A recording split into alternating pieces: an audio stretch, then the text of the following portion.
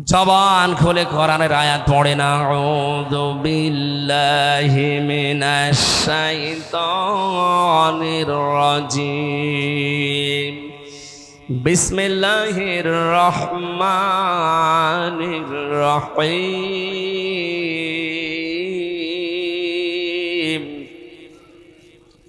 وأوحي إلى نوح أنه لن يؤمن من قومك إلا من قد آمن فلا تبتئس بما كانوا يفعلون। বলেন আল্লাহু আকবার। এই পৃথিবীতে লক্ষর উপরে আল্লাহ নবী পাঠিয়েছিলেন মানুষের হেদায়েতের জন্য, যার ভেতরে অন্যতম একজন নবীর নাম হযরতে নূহ। 25 জন নবীর নাম আল্লাহ কোরআনে দিয়েছেন, তার ভেতরে অন্যতম নবী হযরতে নূহ আলাইহিস সালাম। একদিন দুই দিন না, ওয়ালাকাদ আরসালনা নূহান ইলা কওমিহি ফালাবিসা ফীহিম আলফা সানাতিন ইল্লা 50 আমা। 50 বছর কম 1000, তার মানে 950 বছর তিনি একাধারে দাওয়াতি কাজ করেছিলেন। 950 বছরের ভেতরে ওনার দাওয়াতি কাজের রেজাল্ট হচ্ছে মাত্র 80 জন আল্লাহর পথে এসেছে। কয়জন? অনেকে সফল না ব্যর্থ? বলেন বলেন। আরে ভাই, দাওয়াত দেওয়ার দায়িত্ব আমার, হেদায়েত দেওয়ার দায়িত্ব আমার না, কার? উনি 950 বছরে মাত্র 80 জন পেলেন। এরপরে জাতির লোকেরা আরম্ভ করেছে দাওয়াত যারা গ্রহণ করে না, ওরা যদি বসে থাকতো মেনে নেওয়া যেত। বসে তো থাকে না, ষড়যন্ত্র আরম্ভ করে আর বারবার নূহ নবীর কাছে শুধু আযাব চাই। কি এত ভয় দেখাও? মরণের পরে এই হবে, কিয়ামতে এই হবে, ওইটা আমাদের দেখাও। এই যে উদ্ধত্ত প্রকাশ করেছে আল্লাহ, এইটা আর সহ্য করেন নাই। রব্বুল আলামিন এবার নূহ আলাইহিস সালামকে ওহী পাঠালেন। ওয়া উহিয়া ইলা নূহিন আন্নাহু লা ইউমিনা মিন কওমিকা। হে নবী নূহ, আপনার পথে আমি ওহী করলাম, এই যারা ঈমান এনেছে পর্যন্ত, এরপরে আর কেউ ঈমান আনবে না, ফাইনাল। প্রশ্ন আসতে পারে, ইউমিনার আগে লান আল্লাহ দিয়েছেন, মোসারের আগে লান আসলে অর্থ হয় কখনোই হবে না। হেদায়েত দেওয়ার জন্য আল্লাহর উদ্দেশ্য নবী পাঠানো। সেই নবীকেই যদি উনি বলেন যে না আর কেউ ঈমান আনবে না, শুধু না অবশ্যই আর কেউ ঈমান আনবে না। তাফসিরে তাবারির ভেতরে মুফাসসির লিখেছেন, কারণ অনেকগুলো পেয়েছে, আমি একটা বলছি। হেদায়েত থেকে মানুষ চিরবঞ্চিত হয়ে যায় ওই সময় যখন নিজে অপরাধ করার সঙ্গে সঙ্গে এই পৃথিবীতে প্রেরিত পুরুষদের বিরুদ্ধে উচ্চারণ করে। ওই সময় প্রেরিত পুরুষ ছিল হযরতে নূহ আলাইহিস সালাম। তিনি আল্লাহর নবী। নবী মানে সংবাদ বাহক। আল্লাহর পক্ষ থেকে যে সংবাদ তিনি নিয়ে আসতেন সেটা শুধু অস্বীকার করে বসে থাকেনি, তার কাছে আযাব চেয়েছিল যে দেখান কি দেখাতে পারেন। ও আমার জাতির লোকেরা, এই দেশে এখন নবী আছে? বলেন। নবীর ওয়ারিস আছে, নায়েবে রাসূল আছে। নবীর যে দায়িত্ব ছিল উনি তো পালন করে চলে গেছে। কিয়ামত পর্যন্ত তার আসবে না, কিন্তু কিয়ামত পর্যন্ত তার নায়েবরা আসবে, তার উত্তরাধিকারী আসবে। কেউ যদি আলেমদেরকে অস্বীকার করে, তাদের কথা মানতে শুধু চাই না তা না, আর উল্টা পাল্টা আলেমদের বিরুদ্ধে অবস্থান নেয়, আল্লাহ পাক ওই জাতির লোককে তখন হেদায়েত থেকে বঞ্চিত করে দেয়। ফেরাউন যেদিন ডুবে যাচ্ছিল, একটু তাকান। আমি তাফসিরের ভেতরে জিলালিল কোরআনে সাইয়্যিদ কুতুবের তাফসির পড়তে গিয়ে পেয়েছি, ফেরাউন যখন ডুবে যাচ্ছিল, হাত্তা ইযা আদরাকাহুল গরক ক্বালা আমানতু আন্নাহু লা ইলাহা ইল্লাল্লাযী আমানাত বিহি বানু ইসরাঈল ইলা আখিরি আয়া। এই এদিকে তাকান। ফেরাউন যখন ডুবে যাচ্ছিল ওই সময় বলেছে, আমি ঈমান আনলাম ওই আল্লাহর উপরে যার উপরে বনি ইসরাঈলরা ঈমান এনেছে। আল্লাহর প্রতি ঈমান আনার ঘোষণা দিয়েছে না দেয়নি? কথা বলেন না কেন? এরপরও হেদায়েত আল্লাহ তাকে দিলেন না, তার কালেমাটা নসিব হয়নি। কারণ কি?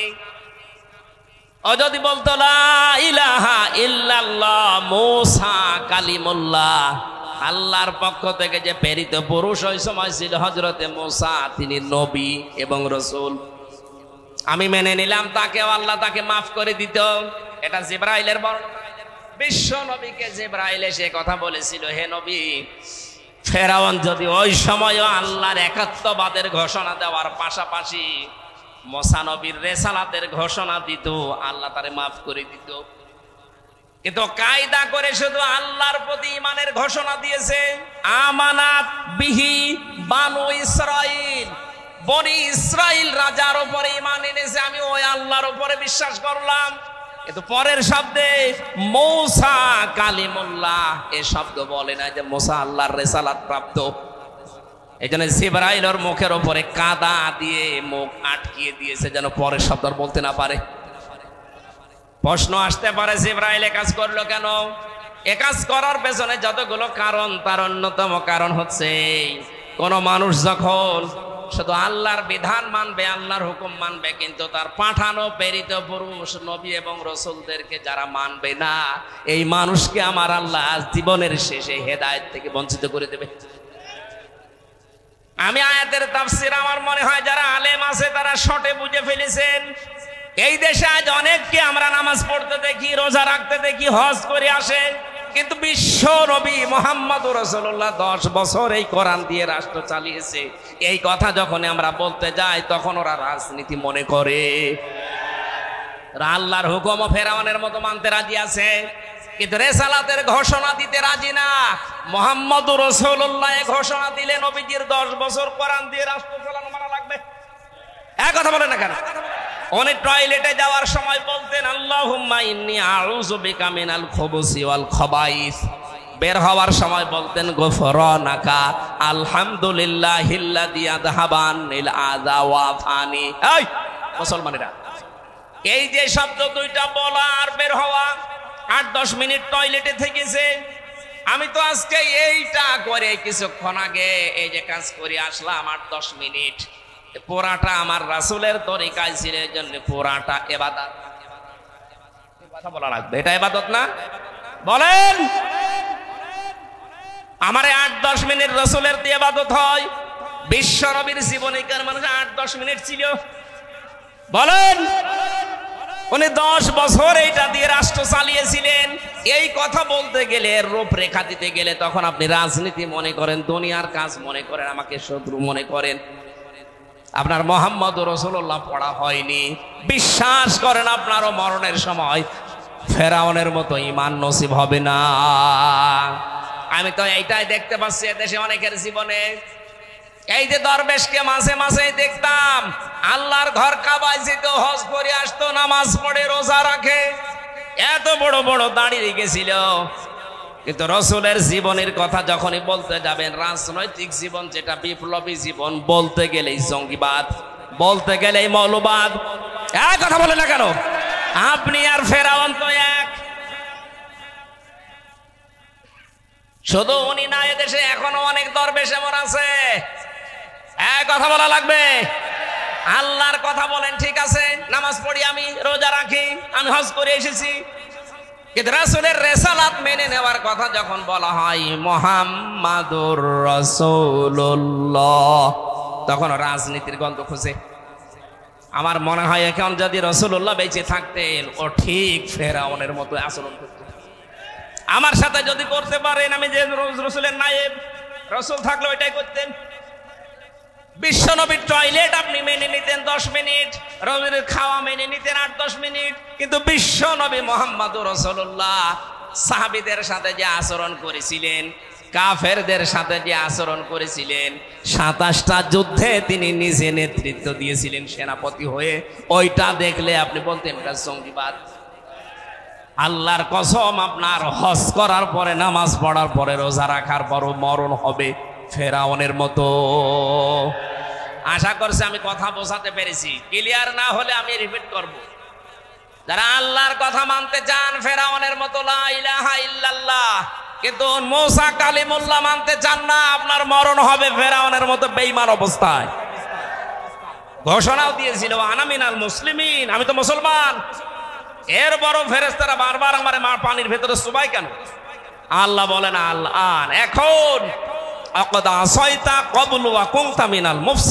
এর আগে তুই বড় সন্ত্রাসী স্বৈরাচারী ছিলি, মানুষের উপরে জুলুম করতি। এই জন্য মানুষ হয়ে যারা মানুষের উপরে জুলুম করে তাদেরকে আল্লাহ হেদায়েত থেকে বঞ্চিত করে দেয়। এরা নবীর কথা মানে নাই, শুধু মানে নাই তা নাই, ঠাট্টা বিদ্রুপ করতে আছে এবং বলছে কিয়ামত নিয়ে আস, আযাব নিয়ে আস। আল্লাহ তখন বলেন আর ঈমান আনবে না ওরা। আন্নাহু লা ইউমিনা মিন কওমিকা ইল্লা মান ক্বাদ আমানা, যারা ঈমান এনেছে আপনার ওই 80 জন, এর বাইরে আর কেউ ঈমান আনবে না। সুতরাং ওদের কপাল পুড়ে গেছে। আপনি এক কাজ করেন, ফালা তাবতাইস, আফসোস করবেন না ওদের জন্য, বিমা কানু ইয়াফআলুন, ওদের কাজের উপরে ছেড়ে দিন। আমি আল্লাহ এবার দেখছি কি করা যায়। হযরতে মুসা হযরতে নূহ আলাইহিস সালামকে আল্লাহ এবার আদেশ দিলেন, ওয়াসনাইল ফুলকা বিআয়ুনিনা ওয়া ওয়াহিনা, আমার নির্দেশ মতো, আমি আল্লাহর তত্ত্বাবধানে আমার চোখের সামনে, বিআয়ুনিনা, আমার চোখের সামনে আমার নির্দেশ মতো, আমার ওহী মতো নৌকা তৈরি করো, বানাতে, কিস্তি বানাও, 1 তালা 2 তালা 3 তালা। হযরত নূহ আলাইহিস সালাম 3 তালা কিস্তি বানিয়েছিলেন এমন সময়, যে সময় পানির হাহাকার চলছিল ওই দেশে, মরুভূমি এলাকা, চারিদিকে এমনিতেই পানির হাহাকার চলছে। হযরত নূহ এই কঠিন অবস্থায় নৌকা বানালেন। ওয়াসনাউল ফুলকা ওয়া কুল্লামা মাররা আলাইহি মালাউম মিন কওমিহি সাখিরু মিনহু, ওই দেশের নেতা যারা আছে তারা নৌকার পাশ দিয়ে সকাল বিকাল যায় আর ঠাট্টা বিদ্রুপ করে। এই লোকটার মাথা এখনো পর্যন্ত ভালো ছিল, কিন্তু এ কি আরম্ভ করেছে, আমরা পানির যন্ত্রণায় বাঁচি না, পানির অভাবে বাঁচি না, আর এর ভেতরে নৌকা বানাতে আরম্ভ করেছে। আল্লাহ রাব্বুল আলামিন বলেন, মুসা নূহ এদের ঠাট্টা বিদ্রুপে পাত্তা দিও না, বানাতে থাকো, বানাতে থাকো, নৌকা তৈরি করতেই থাকো, করতেই থাকো। উনি তৈরি করা শেষ করলেন। খেয়াল করে দেখেন, হযরত নূহ আলাইহিস সালামকে আল্লাহ এবার ডাক দিলেন, নূহ জোড়ায় জোড়ায় তুলে নাও নৌকায়। এর পরবর্তী আয়াতে আল্লাহ দিয়েছেন এই শব্দগুলো, ফাসাউফা তা'লামুন, অতি শীঘ্রই আমি আল্লাহ তোমাদেরকে এমন কিছু জানাচ্ছি যে আযাব আসার কথা আছে, আযাব শুরু হয়ে যাবে। সোলার ভেতর থেকে পানি উঠতে আরম্ভ হয়ে গেছে, উপর থেকে পানি বৃষ্টি নাজিল হচ্ছে, সারা পৃথিবী পানি পানি, থই থই। উনি আরম্ভ করলেন এই কিস্তিতে, এই নৌকাতে তোলার জন্যে। প্রথমে 1 তালায় তুলেছিলেন পশু পাখি যারা আছে, এরপরের তালায় তুললেন ওরা রাহাল পরিবার যারা আছে, কিন্তু সন্তান ইয়াউম বা কেনান, 2টা নাম আছে তাফসিরে। ইয়াউম বা কেনান এই ছেলেটার তার নিজের স্ত্রী, এই 2 জনকে বাদ দিয়ে পরিবারস্থ লোকদেরকে তিনি তুলে নিলেন। 3 নম্বরে আল্লাহ পাক বলেন ওমান আমান, যারা ঈমান এনেছিল ওই 80 জনকেও আপনি তোলেন। কি পেলেন আপনি খালি শুনিয়েই যাচ্ছেন। ইতিহাস থেকে, এই তাফসীর থেকে শিক্ষার বিষয়ে আজ যারা এই 15.5 বছরে তাদের ওই নৌকাকে নূহ নবীর নৌকার সাথে তুলনা দিয়েছিলেন, এক কথা বলেছেন এখানে। আরে নূহ নবীর নৌকায় উঠতে হলে শর্ত হচ্ছে ঈমান থাকা লাগবে, কোন জালেম নৌকায় উঠতে পারবে না। আর আপনি কি করলেন, বাবার নৌকা বানানো, একেবারে 15.5 বছরে যা তুলেছেন সবগুলো জালেম, একটা কেউ বাদ গেছে জুলুম থেকে। আপনি তাকান, 15.5 বছরে আপনি যাদেরকে তুলেছিলেন নৌকায়, অধিকাংশ গুলো সব বেঈমান আর সবগুলো জালেম। অথচ নৌকায় উঠতে হলে ইমানদার হওয়া লাগবে, বেঈমান হওয়া যাবে না, জালিম হওয়া যাবে না। সব তুলে নিয়েছেন। কোন জায়গা জুলুমে বাদ গেছে, বাজার পর্যন্ত বাদ যায়নি। রিকশাওয়ালা, ফকির, ফকিরের ভিক্ষা করার টাকা থেকেও জালেমরা টাকা নিয়েছে। আমি নাম ধরে ধরে বলতে গেলে অনেক সময় লাগবে, ইঙ্গিত দিলাম। অথচ নৌকায় তারাই উঠতো, যাদের নৌকায় ওঠার কথা তাদেরকে আপনি নৌকায় তোলেননি। আল্লাহ পাক বলেন নূহ সব যখন তোলার পরে যখন নৌকা ছাড়বে আমি বলেছি বলো ওয়াকালার কাবু ফিহা বিসমিল্লাহি মাজরিহা ওয়া মুরসাহা ইন্না রাব্বি লাগাফুরুর রহিম। এখানে আরোহণ করার পরে কয়েকটা কথা বলতে বলেছিলেন। হযরত নূহ বলেছিলেন রব্বুল আলামিন আমার এই কিস্তি এই নৌকা চলতে থাকবে, এর গতি আপনার নামে, এর স্থিতি থেমে যাবে তাও আপনার নামে।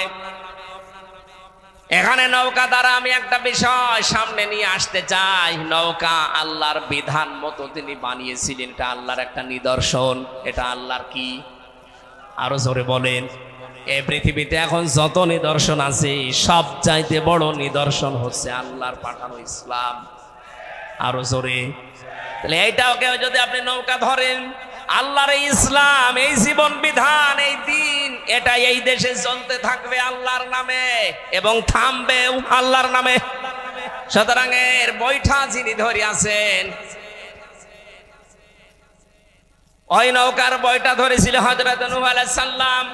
আমাদের এই দেশে যারা আল্লাহর এই বিধানের বইটা ধরে আছে, অবশ্যই আপনাকে কর্মী হিসাবে নৌকায় ওঠার পরে আপনার দায়িত্ব শেষ। চিন্তা ভাবনা বাদ দিয়ে নৌকায় উঠে বসে থাকেন, বাকি নৌকা জান্নাতে পৌঁছিয়ে যাবে। হযরত নূহ আলাইহিস সালামকে আল্লাহ আদেশ দিলেন সাবধান, তোমার সন্তান কিন্তু এই যে ডুবতেছে, তোমার স্ত্রী ডুবতেছে। ওয়ালা তুখাতিবনি ফিল্লাযীনা যালামু ইন্নাহুম মুগরাকুন।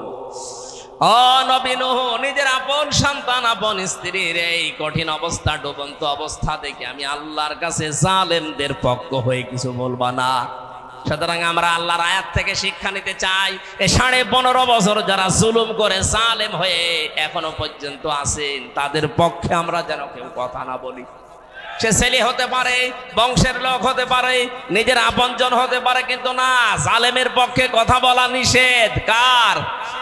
আরো জোরে বলেন। আল্লাহর এই আদেশকে আপনি ওভারটেক করবেন। এই আদেশ ওভারটেক করে নামাজ হবে, রোজা হবে, আশা করছি আপনি থামবেন। আর নৌকার মা অর্থ আমি করেছি আল্লাহর বিধান, এদেশে আল্লাহর দিন কায়েমের জন্য যারা চেষ্টা চালাচ্ছে তারা নৌকার মাঝি, বৈঠা নিয়ে তারা বসে আছে, চেষ্টা চালাচ্ছে। আমরা যেহেতু নৌকায় উঠে বসে আছি, আমাদের উচিত হবে এখন নৌকা চলতে থাকবে আল্লাহর নামে, এর গতি, এর স্থিতি কোথায় কোথায় থামবে এটার বিধান, এর খবরদারি করবে যারা দায়িত্বে আছে তারা। কথা বোঝাতে পেরেছি? কোনো চিন্তা নেই, নৌকা চলতেছে, নৌকা চলতে থাকবে, আল্লাহর বিধান। এটা যারা দায়িত্বে আছে তারা ঠিক করবে। যখন যে কর্মসূচি ইসলাম কায়েমের জন্য দেশে আসবে, দল মত দেখা যাবে না। আমি নৌকায় যখন উঠেই পড়েছি, আমার কাজ হবে এই কর্মসূচিগুলো পালন করা। জমিনে দিন কায়েম করাই লাগবে, এটা ফরজ না, চেষ্টা করা ফরজ। কথা বলেন না কেন? আমি চেষ্টা করতে থাকবো। 2024 সালের 5 আগস্টের পরে আমার মনে হচ্ছে আল্লাহ এই দেশে ইসলাম কায়েমের জন্য একটা ক্ষেত্র তৈরি করে দিয়েছে। এর আগে তো এ কথাই বলা যেত না। আল্লাহ যেহেতু পরিবেশ দিয়েছে, আমার মনের বড় আকাঙ্ক্ষা, বড় তামান্না, ইচ্ছা, আশা যে কোরআনে কারিম দিয়ে বাংলাদেশ চললে কেমন দেখা যায়, এটা আমি দেখে মরতে চাই। কারণ এই 53 বছর তো, আমার তো 33 বছর, যারা মুরব্বী আছে এই 53 বছর তো বাবা চালিয়েছে, ওনারা দেখেছে, স্বামী চালিয়েছে, দেখেছে। কথা বলে না কেন? আপনাদের চাচা চালিয়েছে রংপুরের, আপনারা দেখেছেন, ভাবি চালিয়েছে, বউ চালিয়েছে। কিন্তু এখন শুধু বাকি আছে এই কোরআন দিয়ে চললে কেমন দেখা যায়, এটা দেখার দরকার নেই। মেনে জান্নাত হয়ে যাবে বাংলাদেশ ইনশাআল্লাহ। আমরা এটা যেন দেখতে পারি, সেই পরিবেশ আল্লাহ যেন নিজের পক্ষ থেকে দয়া করে দান করেন, বলেন আমিন। বিশ্বনবীর জীবন মরণ নিয়ে ওই সময় টানাটানি ছিল, চারিদিকে কাফেরেরা ঘিরে আছে। এমন কঠিন সময় আল্লাহ পাক নবীকে বলছেন আপনি এই দোয়া আমার কাছে করেন। তিনি সামনের থেকে এক মুষ্টি বালি হাতে নিলেন, ঘরের মেঝো থেকে সূরা ইয়াসিন থেকে কয়েকটা আয়াত পড়লেন ইবসিরুন পর্যন্ত, এরপরে নিক্ষেপ করলেন সামনের দিকে। আল্লাহ পরবর্তীতে তাকে জানিয়েছেন ওমা রমাইতা ইযে রমাইতা ওয়ালাকিন্নাল্লাহা রমা। হে নবী, আপনি তো শুধু বালির সামনের দিকে নিক্ষেপ করেছিলেন। ঘরের সামনে যারা ছিল এদের কয়েকজনের চোখে বালি যাওয়ার কথা, তো চারিদিকে তো এরা 22 জন দাঁড়িয়ে আছে, এদের চোখের ভেতরে এই বালি পৌঁছিয়ে দেওয়ার দায়িত্ব আপনি পালন করেননি। ওটা করেছিল আমি আল্লাহর কুদরত। কঠিন অবস্থায় আপনি আমার কাছে এখন এই দোয়াটা করে বের হবেন যে আল্লাহ তুমি আমাকে যদি বের করে দাও তাহলে নিরাপদে বের করে দেবে, তুমি যদি আমাকে এখান থেকে পৌঁছিয়ে দাও কোনো দেশে তাহলে সেখানে নিরাপদে পৌঁছিয়ে দেবে। 3 নম্বরে ওখানে যে আমি শুধু নিরাপদেই থাকবো তা না, এমন একটা রাষ্ট্র ক্ষমতা আমারে দিয়েও যার ভেতরে তোমার সাহায্য থাকে। পৃথিবীর ইতিহাস পর্যালোচনা করলে এইটাই বোঝা যায় নবীদের দোয়া, নবীদের আগে যত নবী ছিল তাদের দোয়া, সাহাবীদের দোয়া, আল্লাহ ওয়ালাদের দোয়া কবুল হয়েছে যে 5 জায়গায়, তার 1 নাম্বার জায়গা হচ্ছে কঠিন জায়গা। এটা নবীজির জন্য কঠিন জায়গা না? চারিদিকে ওনার শত্রুরা খোলা তরবারি নিয়ে দাঁড়িয়ে আছে, এই সময় আল্লাহ বলছেন দোয়া করেন। আর আমরা দোয়া করার জন্য যত নিরাপদ জায়গা বেশি নেই। আমি ভেতরে নামলাম না, আপনি বুঝতে পেরেছেন? দোয়া করার জন্য 5টা জায়গায় দোয়া কবুল হয় 5 সময়, তার ভেতরে কঠিন সময় যখন চলে জীবনের, এই সময় দোয়া করলে কবুল হয়। নবীজির যেহেতু জীবন মরণ নিয়ে টানাটানি চলছে, বিশ্ব নবীকে আল্লাহ বলেন আপনি এখন আমার কাছে এই দোয়াগুলো করেন। আমার মনে হয় 1500 বছর আগে মুহাম্মদুর রাসূলুল্লাহর সাথে হিজরতের সময় যে কঠিন পরিস্থিতি ছিল, 2024 সালের 5 আগস্টের আগ পর্যন্ত আমাদের উপরে ওই অবস্থায় ছিল। দোয়া করেছিল বহু মুসলিম মানুষ। জেলখানায় আমি 3টা বছর বিনা কারণে ফাঁসির কন্ডেম সেলের ভেতরে ধুকে ধুকে দিন কাটিয়েছি। আমি দেখেছি বহু মজলুম মানুষ রাতের বেলা তাহাজ্জুদ পড়তে যখন উঠতাম আহ করে একটা আওয়াজ দিত। পাশের জেলা ঠাকুরগাঁর একজন বিডিআরকে পেয়েছিলাম, এর আওয়াজটা শুনলেই মনে হচ্ছে আল্লাহর আরশে চলে গেছে। 14 বছর বিনা কারণে পড়ে আছে, কিচ্ছু জানে না লোকটা। কোরআন শরীফ হাতে নিয়ে মাথায় নিয়ে বলতো হুজুর আমি কাবার দিকে মুখ করে বলতে পারি, আর 1 মাস পরে আমার রিটায়ার্ড হয়ে যাবে, আমি কোন কারণে ওই ঝামেলায় যাব আমি কিচ্ছু জানি না। অথচ বিনা কারণে আজ 14 বছর আমি পড়ে আছি। এই যে জুলুম, নির্যাতন, অত্যাচার, এই মাসলুমের যে কথাগুলো আল্লাহ রাব্বুল আলামিনের নবীর মাধ্যমে জানিয়েছেন, ইত্তাকি দাওয়াতাল মাসলুম ফাইন্নাহা লাইসা বাইনাহু ওয়া বাইনাল্লাহি হিজাব। এ পৃথিবীর মানুষেরা মাজলুমের বরদোয়া থেকে বেশি থাকবা। তোমরা যাই মনে করো না কেন, মাজলুম যত ছোট হোক না কেন, ওই লোকটার আমি আল্লাহর মাঝে কোনো হিসাব, কোনো পর্দা থাকে না। ও কিছু বললেই আরশে চলে যায়। 15.5 বছরে মানুষের আহাজারি, দুঃখ, কষ্ট, হতাশার যে একটা দীর্ঘ নিঃশ্বাস আমি নিজে দেখেছিলাম। এই কথাগুলো আল্লাহর আরশে চলে গেছে, এই জন্য আল্লাহ ধরেছি। নাইতে 15.5 বছর তো চেষ্টা এদেশের বহু মানুষ করেছে, কিছুই করতে পারেনি। অথচ ছাত্র কি করতে পারে? তারা তাদের ক্ষমতা নেই, পাওয়ার নেই, টাকা পয়সা নেই, অস্ত্র শস্ত্র নেই, খালি হাতে। আমার তো মনে হচ্ছিল 2024 সালের 5 আগস্ট আল্লাহ পাক ছাত্র ছাত্রীদের সাথে আবাবিল পাঠিয়ে দিয়েছে।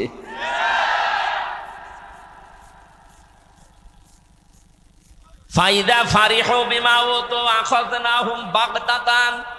এই মানুষগুলো যখন আনন্দে মেতে থাকে, আমি আল্লাহ আকস্মিক ভাবে তাদেরকে আমি পাকড়াও করি। ফাইদা হুম মুবলিসুন, তখন তারা দিশেহারা হয়ে পড়ে। এর বাস্তব প্রমাণ হচ্ছে এই দরবেশ। বাংলাদেশের ভেতরে শ্রেষ্ঠ ধনী তালিকায় তার নাম ছিল, কিন্তু যেদিন ধরা পড়ে দেখেছেন দাড়ি কেটে নমো হয়ে গেছে। যে অসহায়ত্ব প্রকাশ পাচ্ছিল তার চেহারার ভেতরে, আল্লাহ বলেন ফাইদা হুম মুবলিসুন, তারা বেহুশ হয়ে যায়, দিশেহারা হয়ে যায়। ঠিক তার চেহারার ভেতরে আমি ওইটাই দেখেছিলাম। ফাখাযনাহুম বাগতাতান, আকস্মিক ভাবে আল্লাহ এমন জায়গা থেকে ধরেছে কল্পনাও ছিল না ওদের। আর এখান থেকে কয়েকটা শিক্ষা আমি নিয়ে তারপরে সামনে যাই।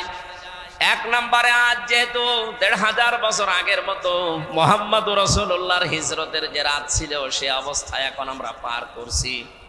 আমাদের চারিদিকে শত্রু দ্বারা বেষ্টিত। এরপরে আন্তর্জাতিক বিশ্ব তো আছে। আপনি কি মনে করছেন এদেশে ইসলাম কায়েম হয়ে গেলে আপনি স্থিরভাবে মানতে পারবেন না? ২০২৪ সালের ৫ আগস্টের পর থেকে এই যে অক্টোবরের আজকে ৯ তারিখ, ৮ তারিখ ৭ তারিখ পর্যন্ত কোনো ঝামেলা আমাদের পাশের দেশে ছিল না। হঠাৎ করে তারা আমাদের নবী মুহাম্মদুর রাসূলুল্লাহর কাটন ছাপিয়ে নবীর জামাই হযরতে আলীকে গালিগালাজ করে তামাম দুনিয়ার মুসলমানের কলিজায় আঘাত দিয়েছে। যেদিন এই কাজ করে ওই দিন রাত 12:30টার সময় কলকাতার এক সাংবাদিক একটা তথ্য ফাঁস করে দিয়েছে। আল্লাহ মনে হয় ওর মুখ দিয়ে বলিয়েছে, ও জানিয়েছে এইটা যে আমরা হঠাৎ এখন এই মুসলমানদের কলিজার চাইতে দামি যাকে মনে করে তারা যে মুহাম্মদুর রাসূলুল্লাহ আসলে ঠিক। কি এটা মানেন না? আমাদের চাইতে জীবন শুধু না, আমাদের কলিজার চাইতেও দামি মুহাম্মদুর। ওরাও ভালো করে জানে মুসলমানকে মেরে ফেললেও অসুবিধা নেই, কিন্তু ওদের নবীকে কিছু বললে ওরা আর ছাড়বে না। এই পুঁজিকে কাজে লাগিয়ে ওরা এই দৃশ্যটা ঘটিয়েছিল ৬ তারিখে ৭ তারিখে। ওরা মনে করেছিল ২-৩ দিন পরেই তো ওদের ধর্মীয় অনুষ্ঠান বাংলাদেশে। আর এদেশে যেহেতু ৯৬% মুসলমান, মাত্র ৪% অন্য জাতি আছে। ওরা যদি এখন রাগ করে দিশেহারা হয়ে হিন্দুদেরকে মারে, বাড়িঘর পুড়িয়ে দেয়, মন্দির ভেঙে দেয়, এটা আন্তর্জাতিক বিশ্বকে দেখিয়ে বলবো যে এই দেশে সংখ্যালঘু নির্যাতন। এটা আগেই ভালো ছিল, এখনকার চাইতে এইটা ওরা ছড়াতো। আমরাও সতর্ক আছি। এদের এই অনুষ্ঠান হওয়া পর্যন্ত আমরা কোনো ফাঁদে পা দিতে রাজি না। খুব সতর্ক থাকবে। ওদের মুখ দিয়ে যেহেতু এটা বের হয়ে গেছে, সতর্ক থাকা লাগবে। ১০০ জনের ১৪ জন জালেম এখনো এদেশে আছে, ওদের কথা আমরা বাদ দিলাম। বাকি যারা আছে আমরা ৮৬ জন। এগুলো জীবন দিয়ে হলেও হিন্দু যারা আছে তাদের বাড়ি ঘর ইজ্জত আবরু, এদের মন্দির পাহারা দেওয়া লাগবে, এদের ধর্মীয় অনুষ্ঠানগুলো পালন করা। ওত পেতে আছে কিন্তু সব। আমি বোঝাতে চাচ্ছিলাম মুহাম্মদুর রাসূলুল্লাহ যে দোয়াটা করেছিলেন এই কঠিন অবস্থায়, আমাদের এখন ঠিক সেই সময় এসে গেছে এই দোয়াগুলো করে। আল্লাহ আমাদেরকে তুমি নিরাপদে রাখো, বাহির শত্রু থেকে তুমি নিরাপত্তা দিয়ে রাখো, আর এমন একটা দেশ আমাদেরকে উপহার দাও যেখানে তোমার সাহায্য থাকে। আজ বাংলাদেশ জামাত ইসলামের শ্রদ্ধাভাজন আমির ডাক্তার শফিকুর রহমান ২১টা দফা দিয়েছে রাষ্ট্র সংস্কারের জন্য, ৪১টা। আপনি দেখেছেন পড়ে পড়ে, আমি আসার সময় পড়েছি। এগুলো সব আমি দেখেছিলাম, আমার তো সময় কম থাকে, আমি টয়লেটে বসে ওগুলো দেখছিলাম মোবাইলের মাধ্যমে। সময় নেই, যেখানে যায় খালি মানুষ সেলফি করে, কি করবে। ওখানে ২-৪ মিনিট সময় পেলাম, দেখলাম, দেখিনি কি দেখিস। বাস্তবতা এইটাই, নবীজি যা করেছিলেন এই সিস্টেমে যদি কেউ রাষ্ট্র ক্ষমতা চায় যে আল্লাহ তুমি এমন একটা রাষ্ট্র দাও যেখানে তোমার সাহায্য থাকে, কারণ আল্লাহর সাহায্য না নিয়ে রাষ্ট্র চালানো সম্ভব না। এই জন্য ডাক্তার শফিকুর রহমান বক্তব্য দিতে গেলেই দেখবেন শুকরিয়া জানায়, কৃতজ্ঞতা জানায় আগে আল্লাহকে। আপনি দেখেননি? আমি তো যতবার দেখি ওনার আলোচনা, দেখলে আগে সব কৃতিত্ব আল্লাহ। এক কথা বলছে না কেন? যারা আনন্দে মেতেছিল আল্লাহ তাদেরকে এমন ভাবে ধরেছিলেন, এই মানুষগুলোকে হুঁশ ফেরার সময় আল্লাহ দেয়নি, তারা হতাশ হয়ে গেছে। কি হলো কি হলো? ফাকতিয়া দাবিরুল কওমিল্লাযিনা যালামু, আল্লাহ পাক বলেন ফাকতিয়া। আলেম যারা আছে জিজ্ঞাসা করেন, আমি আল্লাহ নিজে কেটে দিয়েছি। ফাকতিয়া দাবিরুল কওমিল্লাযিনা যালামু, জালেমদের যত শিকড় আছে সব কেটে ফেলা হয়ে গেছে। আগস্টের ৫ তারিখের পর থেকে এখন দেখা যাচ্ছে জালেমরা মাথা উঁচু করে বের হবে সেরকম জায়গাও পাচ্ছে না। কিছু আশার সঞ্চার করে বুকে সাহস নিয়ে বের হতে যায়, তখনই ধরা খায়। কারণ 15.5 বছরে যত অপকর্ম করেছে, ওরে এক পাল্লায় দিয়ে অপকর্ম আর এক পাল্লায় দিলে কিয়ামতের আগে পাল্লা উঠবে না, এত অপকর্ম করেছে। 36,000 কোটি টাকা একজন দরবেশ, কত বড় দাড়ি দেখেছেন তার, মাথার চুল থেকে শুরু করে নিচ পর্যন্ত সব সাদা। এই রকম দরবেশের চরিত্র যদি এই হয়, বাকি যেগুলো আছে দরবেশ, এগুলো তো কত খারাপ হিসাব করতে পারবেন না। দিনাজপুরবাসী আমি খেয়াল করার জন্য বলছি, ক্ষমতা পেয়ে যারা আনন্দ করেছিলেন ওটা আনন্দের বিষয় না। আনন্দ করা যায় শুধু কোরআন কেন্দ্রিক ক্ষমতা নিয়ে। নবী যেমন বলেছিলেন, খায়রুল কুরুনি করনি, আমার যুগ শ্রেষ্ঠ যুগ, কারণ ওই যুগে আল্লাহর কোরআন চলতো। কথা বলেন ঠিক কিনা? সুতরাং আপনি যদি কোরআনে কারিমের বিধান কায়েম করার মাধ্যমে আনন্দ করতে পারেন, তাহলে এইটাই সাকসেস, এইটাই সফলতা। কোরআন বাদ দিয়ে আপনি যতই আনন্দ করেন আর যতই টার্গেট দেন, 21 সাল, 31 সাল, 41 সাল, কেউ কেউ বলেছিল 71 সাল পেয়েছে তারা, এগুলো আনন্দের বিষয় না। আনন্দের বিষয় হচ্ছে পৃথিবীতে কোরআনের সাথে যে সম্পর্ক রাখবে এইটা। আজকের এই অনুষ্ঠানের সম্পর্ক হামজার সাথে না কোরআনের সাথে? কোরআন এখানে না থেকে যদি হামজা না হামজার বাবাও আসতো, আপনি আসতেন? কথা বলেন না কেন? সুতরাং আজকের এই সম্পর্ক যেহেতু কোরআনের সাথে, এখন থেকে সিদ্ধান্ত নেওয়া লাগবে, মানিত্তাবাআল হুদা বিগাইরিল কোরআন আদাল্লাহুল্লাহ। তিরমিজি শরীফের হাদিস। নবীজি বলেন, যেখানে কোরআন নেই ওই জায়গায় যদি কোনো মানুষ ভালো হওয়ার নিয়তেও যায়, আল্লাহ নিজে দায়িত্ব নিয়ে তাকে গোমরা বানিয়ে দেয়। শব্দটা খেয়াল করেন যারা আলেম আছেন, আদাল্লাহুল্লাহ, আদাল্লাহ ইউদিল্লু বাবে ইফআল। শব্দ যদি নবী দল্লা ইয়াদিল্লু দিতেন, নাসারা থেকে যদি আসতো, সোলাসি মুজাররাদ থেকে যদি আসতো দল্লা ইয়াদিল্লু, তাহলে বাংলা অর্থ হতো আপনি নিজেই নিজেকে খারাপ বানিয়ে ফেলেছেন। আদাল্লাহ বাবে ইফআল থেকে আসার কারণে বাংলা অর্থ দাঁড়িয়েছে। আপনার হয়তো নিয়ত ভালো ছিল কোনো জায়গায় থাকা বা যাওয়ার ক্ষেত্রে, কিন্তু যেহেতু কোরআন সেখানে ছিল না, এজন্য আল্লাহ দায়িত্ব নিয়ে আপনাকে খারাপ বানাবে। তাহলে এখান থেকে আজকে একটা সিদ্ধান্ত নিয়ে বাড়ি যাওয়া যায় না যে পীরের দরবারে কোরআন নেই, ওখানে আমি আর নেই। এরকম দরবার দেশে নেই। 48,000-এর উপরে দরবার চলছে দেশে। অধিকাংশ দরবারে কোরআনের নিয়ম নীতি চলে না। আমি একটা নাম ধরে বলছি কারণ এই এলাকা থেকে আপনারা যান। এটা আটরশি। এই যে আমার বন্ধু বসে আছে, ওই ফরিদপুরের লোক। আটরশির যে পীর সাহেব, এখন ওনার বাবার সম্পর্কে আমি বাদ দিলাম, শিক্ষার জন্য বলছি। ওনার যে চেহারা সুরাত, এই যে ফয়সাল সাহেবের, একটা পীর সাহেব কি মনে হয় যে চেহারা এরকম হয়? দাঁড়িয়ে নেই, গোপনে নমো।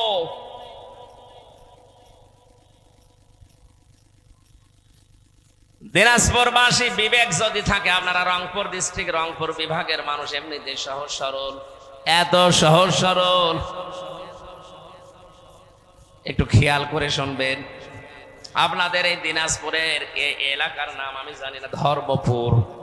এখানে যে জামে মসজিদ আছে, ফজরের নামাজের সময় যে দেখলেন যে মসজিদে ইমাম সাহেব এসেছে, কিন্তু দাড়ি গোপ সব একেবারে সফা। আপনি নামাজ পড়বেন,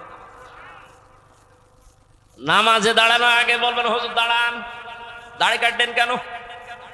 ইমাম সাহেব যদি বলে, বেটা মুসল্লি, তোমারও তো দাড়ি নেই। মুসল্লি এই কথাই বলবে, হুজুর দাড়ি ছাড়া মুসল্লি হওয়া যায়, দাড়ি ছাড়া ইমাম হওয়া যায় না।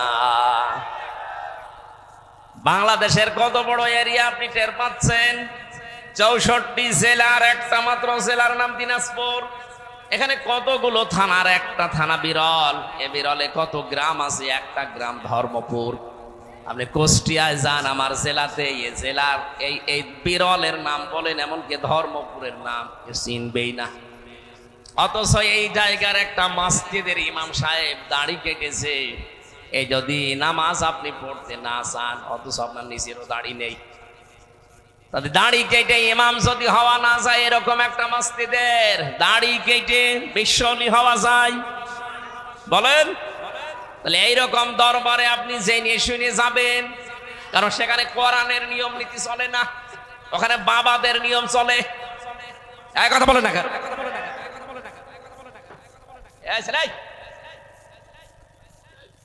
কি আরম্ভ করিস? এখান থেকে যান, যেভাবে থাক। কয়েকদিন আগে আমি গিয়েছিলাম শহীদ আব্দুল কাদের মোল্লা রহমতুল্লাহ আলাইহি, ওনার কবর জিয়ারতে, ফরিদপুরের সদরপুর। ওর পাশেই তো আল্লাহর ওলি। গেলাম দেখার জন্য, যে দেখি এই যে এইভাবে করে যাওয়া লাগছে কবরে, আবার এইভাবে করে আসা লাগবে। আমি যেহেতু শিক্ষার জন্য গেছি, গেলাম এইভাবে, আসার সময় যে পেছন ফিরেছি, আমারে বলছে না এভাবে ফেরা যাবে না। কেন? কয়েকদিন আগে তো আমি রসুলের দরবারে গিয়েছিলাম, বিশ্ব নবীর কবর জিয়ারতে গিয়েছিলাম ওমরা করতে। কই, সেখানে তো এইভাবে যাওয়া লাগে না, এইভাবে আসা লাগে না। এটা কি রসুলের চাইতে দামি কবর নাকি? আপনার বলার দরকার নেই। উনি আমারে বলছে, যিনি খাদেন, যে ওটা তোদের নবী, এটা আমাদের নবী। তাহলে কোরআনের নিয়ম নীতি আছে বলে আপনার মনে হচ্ছে এখানে প্রকাশ্য শিরক চলে? আমি একটা উদাহরণ দিলাম এই কারণে, এরকম 48,000 আছে এই দেশে, বিনা কারণে বিনা পুঁজিতে তারা ব্যবসা করে খাচ্ছে মুসলমানদের ভেতরে। ও আমার জাতি, সতর্ক করছি, আজকে থেকে এখানে সিদ্ধান্ত নিয়ে বাড়ি যাবে, কোরআন যেখানে নেই ওই দরবার যদি আমার বাবাও চালু করে, আমি ওই দরবারে এখন আর নেই। ওখানে আমাকে গোমরা বানিয়ে দেবে কে? আরো জোরে বলেন। আমি আর একটা কথা বলবো, কথা বলো না কেন? যেই রাজনৈতিক দলে বাংলাদেশে কোরআন নেই, কোরআনের কর্মসূচি নেই, ওই দলে এখন থেকে আমি আর নেই। না, এইটা একটু আস্তে বলেন, এত জোরে বলো। এটা আপনি ঠিক রাখতে পারবেন না আমি জানি, খালি সামিয়ানার নিচে এখান থেকে বের হয়ে গেলে আগে যা ছিল। কারণ এইটাই আমরা 53 বছর দেখছি। কথা বলেন না কেন? হযরত সুলাইমান নবী একবার জিনদেরকে বলেছিলেন, তোমরা একটা মসজিদ তৈরি করো। ওরা মসজিদ তৈরি করার পরে এসে কমপ্লিট করে এসে আবার ভাঙ্গা আরম্ভ করেছে। সুলাইমান নবী এসে বলছে, কই মসজিদ বলে বানিয়েছিলাম, ভেঙে ফেলিস কেন? আপনি তো বলেননি যে মসজিদ বানানোর পর কি করা লাগবে, দেখলাম কাজ কাম নেই, কি করব, ভাঙা আরম্ভ করি। সুলাইমান নবী বললেন, ঠিক আছে মসজিদ বানাও, কমপ্লিট হয়ে গেলে একটা কাজ করবা, একটা কুকুরের লেজ সোজা করবা। ওরা মসজিদ তৈরি করার পরে চিন্তা করছে, দেখি কুকুর কোথায় পাওয়া যায়। কুকুর একটা নিয়ে এসেছে, লেজ ধরে টানাটানি করে, সোজা হয়ে যায়, যে ছেড়ে দেয় আবার যাচ্ছে তাই। জিনেরা চিন্তা করছে, না এভাবে হবে না, তেল নিয়ে আয়, মোবিল নিয়ে আয়, তেল মোবিল দিয়ে টানে, লম্বা হয়ে যায়, যে ছেড়ে দেয় আগে যাচ্ছিল তাই। জিনেরা পরামর্শ করছে, এভাবে হবে না, এক কাজ করো, একটা বাঁশ নিয়ে আসো, জায়গা মতো বাঁশ দাও, টাইট করে বেঁধে রাখো। 8-10 দিন বেঁধে রাখার পরে সেই খুলে দিয়েছে, আগে যা ছিল তাই। আমি হাসির খোরাকি দেয়নি, বাস্তবতা বাংলাদেশে এখন এইটাই। কোরআনের পাখি 50 বছরের ওপরে কোরআন দিয়ে কথা বুঝিয়েছিল যে কোরআন যেখানে নেই ওখানে গেলে আল্লাহ আপনাকে খারাপ বানিয়ে দেবে। হাজার হাজার আলেমেরা এই কথাটাই বোঝাতে চায়, এটা তার বাবার কথা না, এটা আল্লাহ রাসূলের কথা। কিন্তু জাতির লোকের অবস্থান কি তাকান। আগস্টের 5 তারিখের আগ পর্যন্ত একটা আন্তর্জাতিক জরিপ পেয়েছিলাম, এদেশের 100 জনের মাত্র 15 জন মানুষ চাইতো যে আল্লাহর কোরআন দিয়ে দেশটা চলুক। আগস্টের 5 থেকে আজকে, আমি আজ 3 দিনের আগের রিপোর্ট বলছি, 3 দিন আগে আমি একটা রিপোর্ট পেয়েছিলাম, আল জাজিরা ওনার একটা রিপোর্ট বের করেছে বাংলাদেশ সম্পর্কে। দেশে এখন 100 জনের 58 জন মানুষ চাচ্ছে দেশে ইসলাম কায়েম হোক।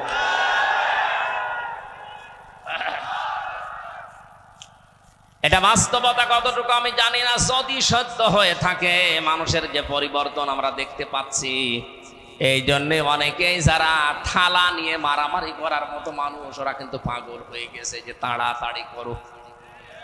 কি তাড়াতাড়ি করো? সময় তো দেবেন নাকি?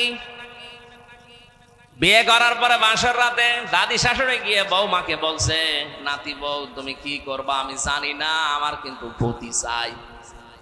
শাশুড়ি যে বলছে, বৌমা কি করবা জানি না, আমার নাতি চাই। দেবর যে বলছে, ভাবি আমার ভাতিজা চাই। স্বামী এসে বলছে, বউ কি করবা আমি জানি না, আমার বেবি চাই। বউ আবার মাথা তুলে বলছে, তোমরা কি পাগলের বংশ?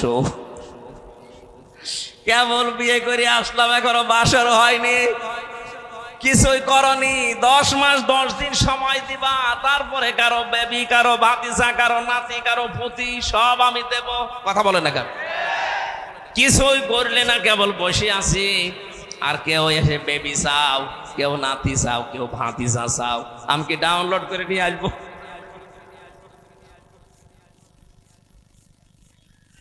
আমি উদাহরণ দিয়ে বোঝাতে চাচ্ছি, আজ যারা শুধু খাবো খাবার ধান্দায় আছেন একটু থামেন। যারা দায়িত্ব পেয়েছি কয়দিন, মাত্র 2 মাস 3 দিন হইল। এক কথা বলে না কেন? 15.5 বছরের সংসার, এটা দূর করার জন্য 1-1.5 মাস 2 মাসে সম্ভব। অন্তত 10 মাস 10 দিন সময় দেবেন না? তারপরে তো নাতি ভাতিজা বেবি সব হবে। সংসার পরিষ্কার না করেই যদি আপনি আবার বলেন না দেন, দিয়ে দিলে কি হবে? আবার ওই দিনের ভোট রাতে হবে। এমনি একবারে 154 জন সিলেকশন হয়ে যাবে ইলেকশনের নামে। কথা বলেন না কেন? আমরা কি ওইটা চাচ্ছি? না, ওইটা আর আমরা ফেরত চাই না। বৈষম্য বিরোধী ছাত্র আন্দোলনে যে 9টা দফা ছিল, যারা জীবন দিয়েছে তাদের উদ্দেশ্য তাকান আপনি, তারা চেয়েছে দেশে যত বৈষম্য সব দূর হবে। এই 15.5 বছরে বৈষম্যের শিকার হয়ে হাজারো মানুষ তাদের এই চেয়ারে বসতে পারে নাই। ব্যারিস্টার আরমান এবং আমান আজমি ভাই, এদেশের রাষ্ট্রের সর্বোচ্চ জায়গা যেটা, সেনাবাহিনীর প্রধান হওয়ার যোগ্যতা রাখতো আমান আজমি। বৈষম্য করে তাকে সেখান থেকে দূর করে, শুধু দূর করে নাই, আয়না ঘরে 10টা বছর তাকে রেখে দিয়েছে। আপনি শুধু নাম শুনেছেন, এটা বাস্তব। আমি নিজে তো 10 দিন ছিলাম, দেখেছি। মাটির নিচে কোনো আলো বাতাস কিচ্ছু নেই, আলো দেওয়া আছে শুধু কারেন্টের। আমার সাথে যিনি ছিলেন ফখরুল ইসলাম মুফতি, উনি বলছিলেন, ভাই আমার এই পার ভেতরে হাত এইভাবে দিয়ে সামনে যে লোহার রড দেওয়া আছে ওর সাথে লাগিয়ে চেন দিয়ে আটকে দিত। 1 দিন 2 দিন না, 2-5 ঘন্টা না। উনি আমাকে বারবার, আমার সাথে জেলে শেষের দিকে ছিল, মাঝে এক রুমে বলতো, হামজা ভাই জীবনে যে মাটির সাথে পেট লাগিয়ে শুয়ে থাকা, ঘুমিয়ে থাকা, এটা যে কত বড় নিয়ামত আমি ওই সময় টের পেয়েছি। একটু বলেন তো, একটা জীবিত মানুষ মাটির নিচে কখন আজান হয়, কখন কয়টা বাজে কিচ্ছু জানে না তারা। এমনকি যে কয় সাল চলছে তাও জানে না, কোন মাস চলছে তাও জানে না, কি বার আজকে তাও ওরা জানে না। 1, 2 দিন 5 দিন না, 8 বছর 10 বছর। 1.5 থেকে 2 মিনিট মাত্র সময় দিত টয়লেট করার জন্য। খাবার যা দিত, সকালে দিত পচা ছোলা, দুপুর বেলা মনে হচ্ছে কেউ মাখিয়ে দিয়ে গেছে, ওই খাবার খান, খেলে খান, না খেলে না খান। মানুষ এমনি মারা যাবে। সেখানে 8টা 10টা বছর একটা মানুষ কাটিয়েছে, আর এটা জানার পরেও কোনো জালেম কথা বলে নাই। তারা কিন্তু জানতো যে অবস্থা হচ্ছে। আয়নাঘর সম্পর্কে যিনি পালিয়েছে উনি জানতো না। কথা বলে না কেন? এখনো পর্যন্ত তার পক্ষে আপনি সাফাই গান, আপনি মানুষ, আরে চট করে ঢুকে পড়বেন, আসেন আপনাকে ফট করে আয়না ঘরে দেওয়া হবে। ব্যারিস্টার আমান আজমির জন্য, ব্যারিস্টার আরমানের জন্য 8 বছর, আর আমার জন্য 3 বছর। 11 বছর আপনি আয়না ঘরে থাকবেন, এরপরে যা মনে হয় তাই করবেন। আমরা জানি যে 11 বছর পরে আপনার আর এই দুনিয়ায় থাকা হবে। কথা বলেন না কেন? এমনিতেই বাংলাদেশের মানুষের গড় আয়ু যা, ওনার যা বয়স, আমাদের হায়াত কথা বলছে গড় আয়ু হিসাবে বাংলাদেশের যে মানুষের বেশি থাকার কথা, তার তুলনায় ওনার যে বয়স, আমাদের হায়াত নিয়ে এখন বেঁচে আছে, তারপরও 11 বছর থাকা লাগবে। থাকেন। কে লাঞ্ছনা গঞ্জনা অপমান দিয়েছে আল্লাহ এই জালেমদের। দাদা বাবুদের কাছ থেকে চলে গিয়েছিল দুবাই, ওখানে 14 ঘন্টা প্লেনের ভেতরে বসিয়ে আবার ওখান থেকে ফেরত পাঠিয়েছে। না, এই দেশে এরকম জালেমকে আমরা নামতে দেব। এর সাথে কি অপমান চান আপনি পৃথিবীতে? বাংলাদেশের 18 কোটি মানুষ যদি এই জালেমাকে মাফ করে দেয়, ব্যারিস্টার আরমানের বউ আর আমার ছোট মেয়ে এই ফারিহা জান্নাত মাফ করবে। আমার ছোট মেয়েটা আমার আজ পর্যন্ত চেনে না, ওরে আমি 7 মাস রেখে গিয়েছিলাম, এখনো 4 বছর। যেদিন জেলখানা থেকে আমি বাড়িতে এসেছি, আমার বছর হুজুর চলেন আমাদের বাড়িতে চলেন। আমি যে ওর বাবাও আমার চেনেই না। মনে মনে করে এরকম বহু হুজুর তো আমাকে দেখতে আসে, এও মনে হয় এরকম একটা হুজুরই হবে। কারণ 3 বছর আমি জানি না, এখানে যোগাযোগ বিচ্ছিন্ন ছিলাম। আপনি এরপরও সাফাই গাঞ্জে কি করেছে, তার বিদায় নেওয়া লাগলো, কি করেছে আপনি টের পাচ্ছেন না?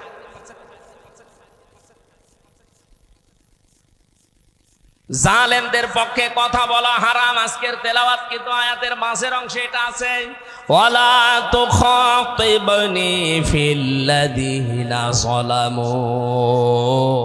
আল্লাহ পাক বলেন, নূহ সাবধান, আমি যখন জালেমদেরকে ডুবিয়ে মারবো, ওই সময় জালেমের পক্ষ নিয়ে আমার কাছে দোয়া করবা না।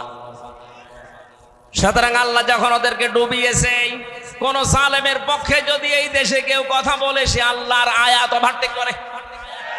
কথা বলে না কেন?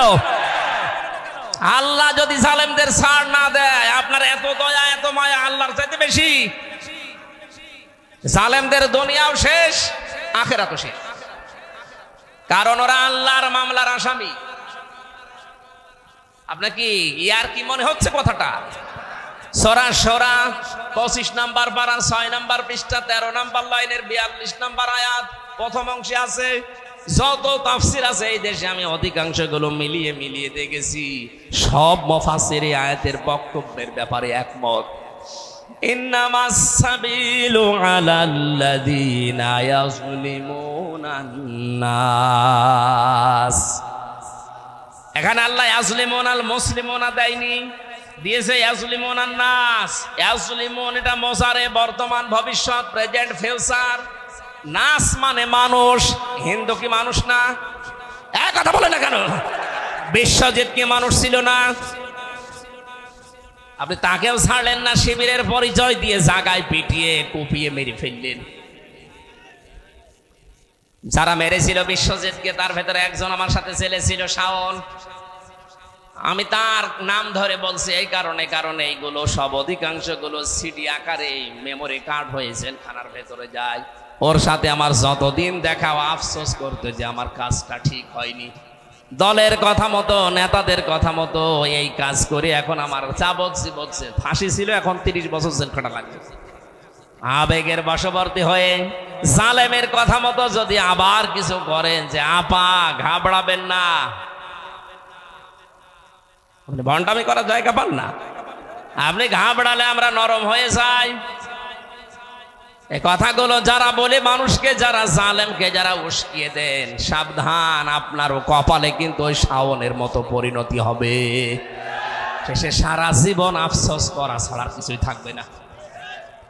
এখন যারা আছে এই দরবেশ সহ নিকৃষ্ট মানুষ পৃথিবীতে, আনিসুল হক হাজার হাজার মানুষকে বিনা কারণে জেল খাটিয়েছে, বিনা কারণে গুম খুন, এই বিচার বহির্ভূত হত্যার সাথে এই লোকটা জড়িত।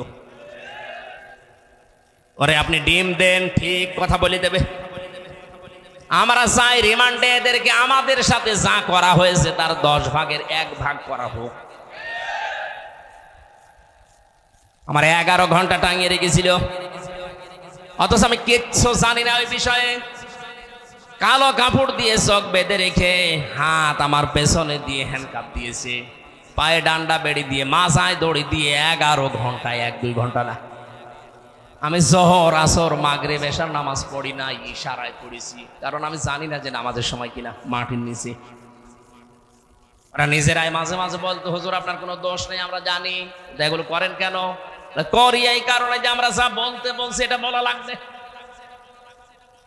এই জালেমদের আপনি মাফ করবেন কি করে? আগস্টের 5 তারিখের কয়েকদিন পরে আমার মামলা উঠেছিল। আদালত মামলাটা হাতে নিয়ে বলছে, জজ সাহেব যে এ মামলা কি দেখে বিচার করবো, এর ভেতরে তো কোনো মাল নেই, সব খারিজ করে দিয়েছে, বেকসুর খালাস। তার মানে আদালত কর্তৃক প্রমাণিত যে আমি নির্দোষ, আমার কোনো দোষ নেই।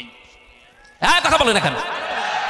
তাহলে আমি নির্দোষ, আমাকে 3টা বছর আপনি আটক রাখলেন। আমার মতো কত আলেম এখনো পর্যন্ত ছেলে, কেউ 10 বছর, 11 বছর, 15 বছর, 22 বছর পর্যন্ত আমি দেখেছি। আলেমদেরকে আপনি সেই কারণ নিয়ে ধরেছেন, যেই নাম নিয়ে আপনি এদেরকে ধরেন, জঙ্গিবাদের তকমা দিয়ে, মৌলবাদের তকমা দিয়ে, এইটা ফেরি করেই তো 15-15.5 বছরে হাজারো মায়ের বুক খালি করেছেন। এখনো দেখছি অনেকেই ফাঁদে পা দেওয়ার চেষ্টায় আছেন। আপনি থামেন। মুসলমানদেরকে আপনি মৌলবাদ বলেন কোন কারণে? কথা বলেন না কেন? মুসলমানদেরকে মৌলবাদ বললে এই দেশে 96% মুসলমান সবাই মৌলবাদ। আপনি যদি বলেন যে মৌলবাদ মৌলবাদ, এইটা যদি ফেরি করে 15.5 বছর এত অত্যাচার করতে পারে ওদের ইশারা মতো, আপনি যদি আবার ওদেরকে ফাঁদে ফা দিয়ে এই কাজ করেন, আবার হাজারো মায়ের বুক খালি হবে। আমাদের জীবন থাকতে এই শব্দ আমরা মেনে নেব না। যারা ভুল করছেন আমরা আশা করছি আপনারা শুধরিয়ে নেবেন। আমি চাই আমার মামলার আয়ু থেকে শুরু করে যতগুলো মানুষ এই সেই টপটপনের সাথে জড়িত, আমি যেহেতু নির্দোষ প্রমাণ হয়ে গেছে আদালত কর্তৃক, আমি প্রত্যেকের এরকম 3 বছর ফাঁসির কন্ডেম ছেলে দেখতে চাই। এই শয়তানগুলো এখন এদের যে আচরণ, এদের যা অবস্থা, এখনো পর্যন্ত কোন জালেম যদি শুধরায় না শুধরিয়ে এভাবেই চলতে থাকে, তাদের অবস্থা কয়দিন পরে ঠিক ওদের ওই দাদা বাবাদের মতোই হবে। এই জন্য সাবধান করলাম। আমি যে উদাহরণগুলো দিলাম শাওনের, এই আনিসুল হকের, দরবেশ বাবার, এমনি দেয়নি, এগুলো সব দেখা যাচ্ছে আর আমি নিজে দেখে এসেছি। এই জন্য জালেমদের পক্ষে কোনো সাফাই গাবেন না, কারণ তারা আল্লাহর মামলার আসামি। ইন্নামাস সাবিলু আলাল্লাযিনা ইয়াজলিমুনান নাস, অবশ্যই আমি আল্লাহ মামলা দায়ের করব জালেমদের বিরুদ্ধে। জালেমদের বিরুদ্ধে মামলা দায়ের করবে কে? সুতরাং যিনি পালিয়েছেন, 850 বছর আগে তার দাদা পালিয়েছিল, লক্ষণ সেন। পৃথিবীর ইতিহাসে 850 বছর কেউ পালিয়ে যায়নি, আর এই পালিয়ে গেল তার নাতি। কথা বলে না কেন? সুতরাং উনি সহ যারাই ছিলেন, এদেশের 1628টা চেয়ার ছিল, মেন চেয়ার, রাষ্ট্রের দায়িত্ব পালন করার জন্য। এই 1628টা চেয়ারে যারাই ছিল সবগুলো জালেম, সবগুলো। আমার যারা দায়িত্বে ছিল, আমি তো নিজেরটা নিজে বলছি, কাউন্টার টেররিজম আসাদুজ্জামান থেকে শুরু করে সেই কয়টা ছিল প্রত্যেকটা জালেম, কারণ জেনে শুনে জুলুম করতো।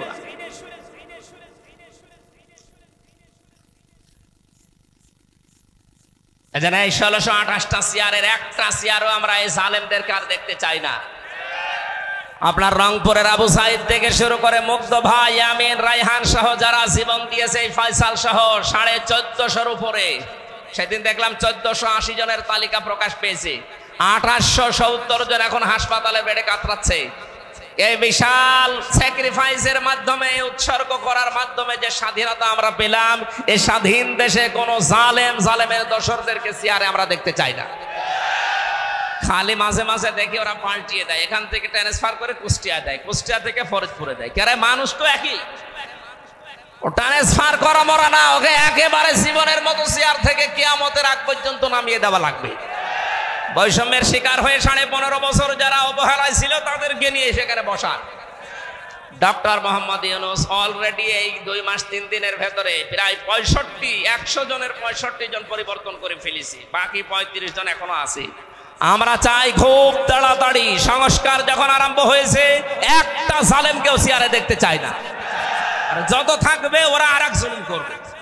হযরত নূহ আলাইহিস সালাম এই জন্য এই দোয়া করেছিলেন, লা তাদার আলাল আরদি মিনাল কাফিরিনা দাজ্জারা, একটা জালেমও যেন জমিনের ভেতরে না থাকে, ওর আন্ডা বাচ্চা পর্যন্ত যেন না থাকে। কারণ জালেমরা টার্গেট কার? আরো জোরে বলেন। যারা আল্লাহর টার্গেট তারা এই মুক্ত দেশে থাকতে পারেন না। আপনার মা চলে গেছে, আপনারা নিরাপদে মায়ের কাছে যান। ওয়াম্মা মান সাকুলাত মাওয়াজিনুহু ফাউম্মুহু হাবিয়া, কিয়ামতে যাদের মিজানের পাল্লা নেকির পাল্লা হালকা হয়ে যাবে তাদেরকে তার মায়ের কাছে আল্লাহ পাঠাবে। এখানে মা বলতে জাহান্নামকে আল্লাহ বুঝিয়েছে। মায়ের কথা কেন দিলেন? তাফসিরে পেয়েছি মানুষ মায়ের কাছে নিরাপদে থাকে বেশি। সুতরাং আপনারা মায়ের কাছে নিরাপদে থাকবেন, তাড়াতাড়ি করে মায়ের কাছে চলে যান। আপনাদের দরকার নেই, এসে থাকলেই আল্লাহর গজব নাজিল হবে আপনার কাছে। আমার যে কথা ছিল, কোরআন যেখানে নেই ওখানে, আর কিয়ামতের আগে আমরা এই দেশ দিতে চাই না। সে যেখানে, হ্যাঁ আপনার কোরআন নিয়ে যান, আমি ওই দলে আছি। কথা বলেন না কেন? আল্লাহ এই হাদিসটা আমাদের মেনে নেওয়ার তৌফিক দাও। আমাদের যেন ওই সুলাইমান নবীর সেই কুকুরের মতো লেজ হয়ে না যায়, যে টান দিলে সোজা হয়, এ মাহফিল শেষ করে গেলে আবার বাঁকা হয়। এরকম করবেন? এটাই জীবনের শেষ অনুষ্ঠান মনে করে সিদ্ধান্ত নিয়ে যাবেন। আজকে আপনার বিবেক আছে যে কোরআন যেখানে নেই, ও দরবার হোক, ও দল হোক, ও বাড়ি হোক, ও ছেলে মেয়ে হোক, আমি ওদের সাথে নেই। আল্লাহ এটা মেনে নেওয়ার তৌফিক দাও, বলেন আমিন। দরুদ সালাম পাঠ করে আজকে তাফসীর মাহফিল লিখেছেন, আমরা তাফসীর আকারে কিছু কথা বলার চেষ্টা চালাচ্ছি। সূরা হুদ, কোন সূরা? 123টা আয়াত আছে, 11টা রুকু আছে, 11 নম্বর সূরা কোরআনে কারীমের, 10টা রুকু আছে। আমরা 36, 37 দুইটা আয়াত পড়েছি। তাফসীর আকারে এখান থেকে কিছু কথা এই বাস্তবের সাথে মিলিয়ে বলবো ইনশাআল্লাহ। আপনাদের কষ্ট হয়ে যাচ্ছে? যারা ওঠাউঠি করছেন একটু তাড়াতাড়ি ওঠেন ভাই, না উঠো, তাড়াতাড়ি একটু ওঠেন, তাড়াতাড়ি একটু বাড়ি চলে যান। যারা আছে অন্তত তারা বসেন, আমরা এই দুই আয়াতের তাফসীর করতে চাই। শুনবেন তো? জবান খুলে কোরআনের আয়াত পড়ে না। আউযু বিল্লাহি মিনাশ শাইতানির রাজিম, বিসমিল্লাহির রহমানির রহিম।